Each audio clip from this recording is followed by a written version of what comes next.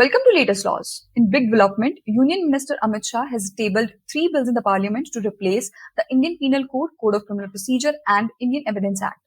As per details, the Indian Penal Code will be replaced by Bharatiya Nyaya Sanhita, while the Bharatiya Nagrik Suraksha Sanhita will replace the Code of Criminal Procedure and Bharatiya Sakshya will replace the Indian Evidence Act. The bills seeks to overhaul British-era laws and prioritize laws for crimes against women and children.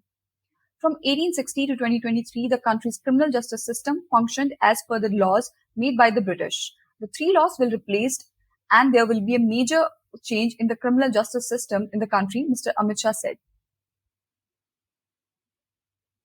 In another news, the Delhi High Court, led by Justice Swarnakanta Sharma, has underscored the importance of prioritizing the mental health and emotional well-being of convicts during extended periods of incarceration. The court's directive arose from the case of Sartaj alias Allah Rakha versus State of NCT of Delhi, aimed to safeguard the dignity and mental health of prisoners, thereby fostering their prospects for successful reintegration into the society upon release.